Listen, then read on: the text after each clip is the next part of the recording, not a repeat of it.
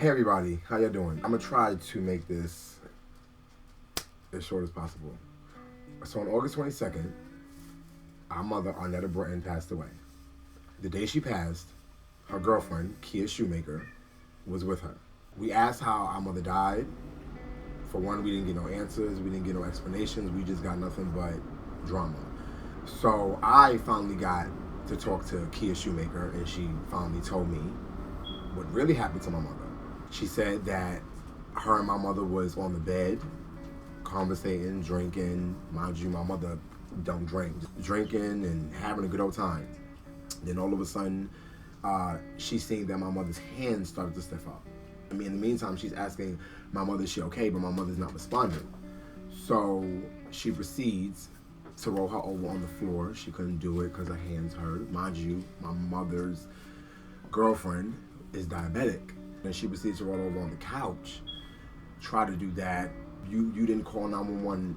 You try to give chest compressions. Couldn't do that again, third attempt. So you got a next door neighbor. Then after he couldn't do it, then that's when you took our mother to Whitehall Hospital.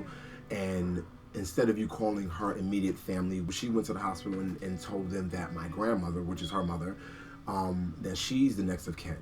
But how did we find out that our mother died? Our aunt told us. We was not there when my mother was at the hospital. We was not there when they announced my mother, before they announced our mother DOA.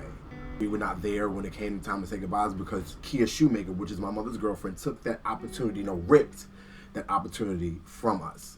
Now we're claiming our mother's body.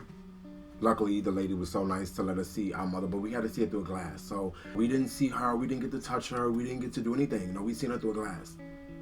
That's day one. The same day, the same night, we go to her girlfriend's house to try to get our mother's things, to explain to her that our mother just died and all we want is her things, because in reality, we're her kids, so we're entitled to that. She gave us grief the entire time. She called the cops on us. She told us that we're not getting anything that she had belonged to her because it was in her house. But my sister went into Kia Shoemaker's house. She found that the last things our mother wore when she died, she had them. So in that point, we're a little bit stunned because we're trying to figure out, what did you say to the doctors, to the nurses, to convince them to give you our mother's things when she died? So after Kia Shoemaker told me and my sister to get the fuck off her property, my aunt, Cheryl, told us that my mother's last wish was for my brother to be in charge of everything. That's a damn lie. We're in the process of asking people that knew my mother, going to my mother's house, searching if she had any life insurance, any of the sort. Came up with nothing. So now we're trying to ask her girlfriend, which is giving us a hard time. Well, it's her money and my mother's money. It was a joint account that they had supposedly, and any money that was hers and my mother's, we're not getting it. Cousins couldn't help. Grandmother couldn't help. Her sister couldn't help. So we navigate over to my mother's ex-boyfriend that she's known for over 10 years. He wound up giving my sister $900. At this point, my brother is pressuring my sister and me, well, who's coming up with the $250? Oh, you and your sister got to come up with $250 each. And even if we do give $250, we still need more to be able to throw a memorial. He's going with the idea of a quick cremation. Our family is not having that because you're not thinking the fact of your sister. Okay, what about her opinion about this situation? We're working on my mother's landlord, which is Dwayne. He said that he was going to get 5. Anybody that had any information, it was my brother. So it was like any information that we got, it was because of my aunt or because of my grandmother. Mind you, my sister still has $900 in her pocket. I told her don't give it to my brother because, like I said, he's a fucking scam artist. So he comes over and he says, oh yeah, well, I got enough money and whatever, so all I need is our niece's half and whatever, so we can be able to get this funeral and we can be able to do the memorial and cremation. That turned out to be a lie. He winds up manipulating my sister, taking the money. Mind you, my brother's calling funeral homes in Jersey. Mother didn't live in Jersey.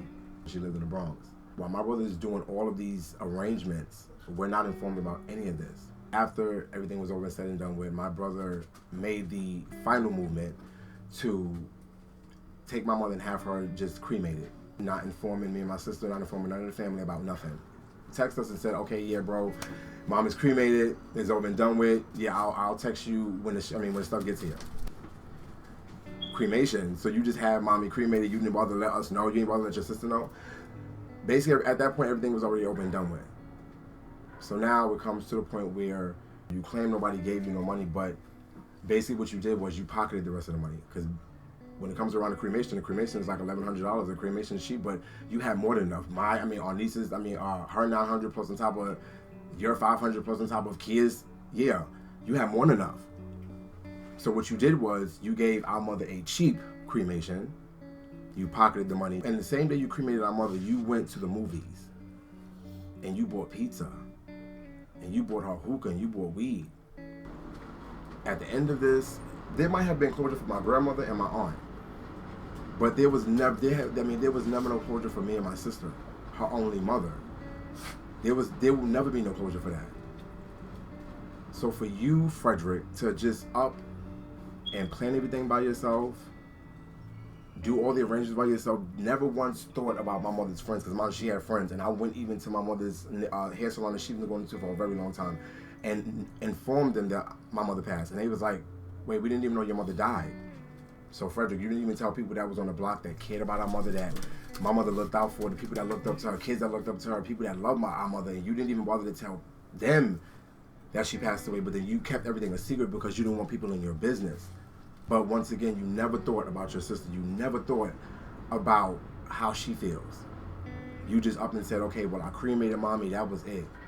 So everything you did, Frederick, was fucked up. Everything you and your girlfriend did was fucked up. And that being your, whatever the fuck she is. For her agreeing with this, and she has a mother. And yeah, she was there with him at the crematory. Information, her information is on it. Beneficiary, my brother is. Any information that my mother was supposed to have, he failed to put that on there because he knew absolutely nothing about our mother. Didn't know her social, didn't know her father's name, nothing. I'm gonna let you know this. Like, you're completely dead to me. You can stay far, you and your kids, away from me, my sister, anywhere around my house. Whenever you see this video, I hope you see it very soon, because you know what the fuck you did. And that's all I gotta say.